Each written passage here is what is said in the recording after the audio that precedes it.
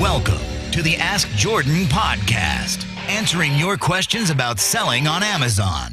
Now, the award-winning Amazon merchant and best-selling author from Long Island, New York. Here's your host, Jordan Malik.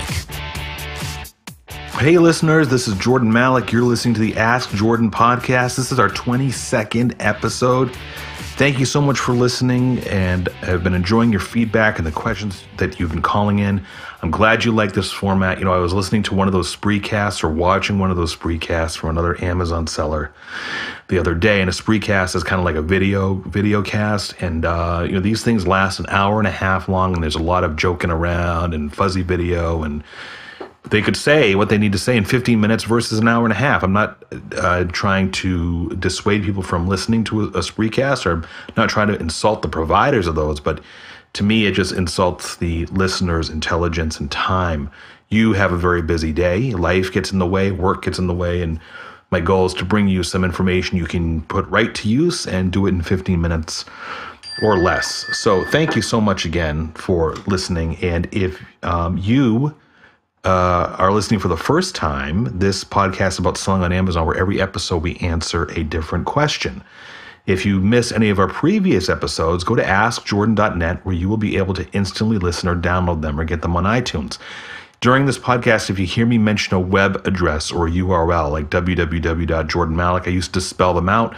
No longer. Just go to askjordan.net. If you say, I didn't catch that URL Jordan was talking about, or that web address he was talking about, go to askjordan.net, look for the specific date for the episode, and the URLs will be typed right there for you. Now, you can get 7 of my best-selling ebooks if your question is answered on this podcast. So at the end of this podcast, in just a few minutes, I'll tell you exactly how to do that. Our question today is from Jacob. Go ahead, Jacob. Hi, Jordan. This is Jacob from Virginia. First off, thank you for your podcast. It's been very helpful. And I'm brand new to the whole FBA Amazon, and as I'm kind of looking at a lot of podcasts, reading a lot of material, trying to learn as much about FBA as possible, my thought process is that I want to skip the whole, listing products individually on FBA, or even looking at finding products in retail stores that are significantly discounted. And I just want to jump straight to listing products wholesale, like in mass quantities. What advice do you have for someone like myself that's totally brand new to FBA, but really wants to skip the whole process of listing products, kind of starting off small and just wants to go big right away? Thanks. Go big or go home, huh, Jacob? That's what you want to do. So I understand where you're coming from.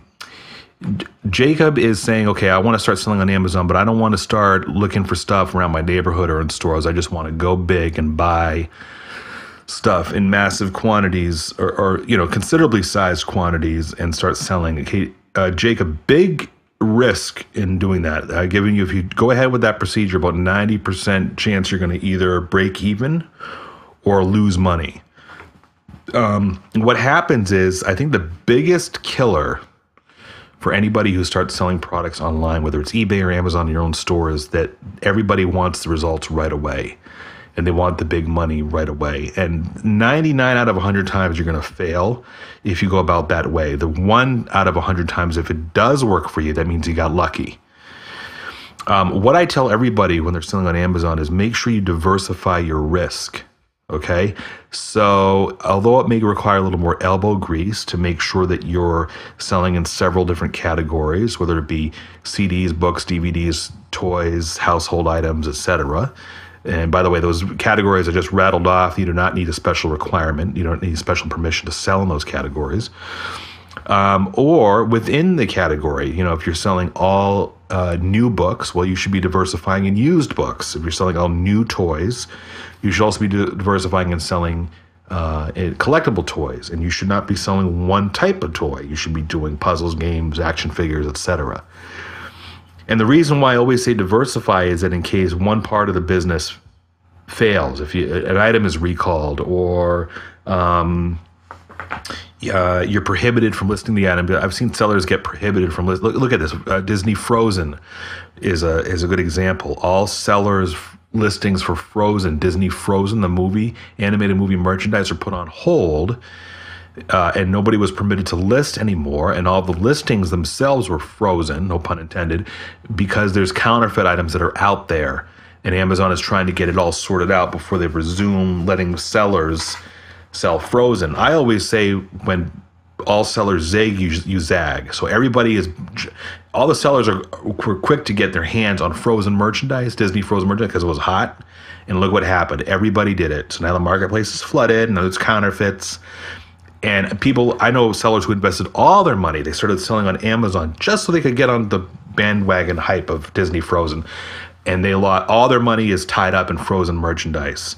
And just imagine if some of this merchandise is found to be counterfeit, because you can bet some sellers probably found a wholesaler in China that they thought was legitimate and said, I need to buy $10,000 worth of Disney Frozen merchandise, and they got counterfeits because there's a lot of counterfeit merchandise out there now.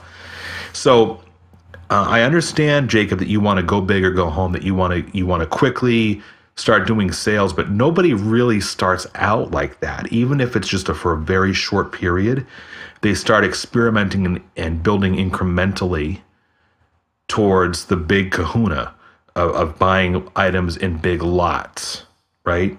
So, for instance, here's an example. You should be, even though this requires a little more time before you start buying big lots of merchandise, you should be selling products around your home. People laugh when they hear that. They think it sounds silly. No, you probably have $2,000 or $3,000 worth of merchandise that you don't use in your house. Used and new DVDs, VHS tapes, books, electronics, toys, etc. Use cell phones. I don't know if there's a restriction for you to sell those on Amazon. So you should be starting out with that and at least learning the ropes of what Amazon, the requirements Amazon has for you in terms of packaging, or how long it takes, so you have an idea in your mind how long it takes from when your items are shipped from your house to the Amazon warehouse when they get listed, and at least learn the ropes. And you're gonna make some minor mistakes. I'm sure everybody else does. The danger of you jumping right in and buying, massive quantities of stuff to sell is you haven't established a relationship with a business yet. If you were planning on going online and finding a wholesaler online to buy quantity 100 shavers or 50 50 lamps, the information that you're accessing online, a lot of other sellers in your shoes have the same access to. So you're not like fooling anybody. You're not going to be first to market unless you have a special relationship with another supplier, which, in my blog, I give references of how to learn to get a relationship with a wholesaler. And under this link on AskJordan.net on episode 23, I'll give some links of some of my resources to do that. But I don't recommend that you go in, because what about if you buy quantity 500 or 1,000 of something and you find out you're restricted from listing it? You can do your homework beforehand, but sometimes that has happened. All of a sudden, Amazon decides to pose a restriction one day. Wholesalers don't take products back. If a wholesaler takes their product back from you, they're probably going to dock you 50% of the cost or something like that.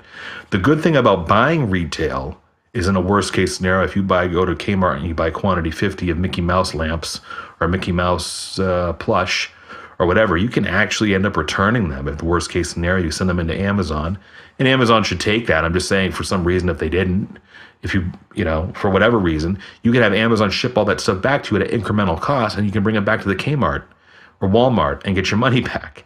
So I know that you're anxious, but it's almost like a vicious circle. There's people that come to me, and I'm not saying you did that. Jacob didn't say I need to make money right away. He didn't say that. But people that come to me and say, I don't have any patience with this. I need to go big, and I need to make money right away. The danger in that is that the days of the really quick money are almost over, with some rare exceptions. Okay, so, and I'm talking about specifically about selling on Amazon. So 3 or 4 years ago, I or anybody else could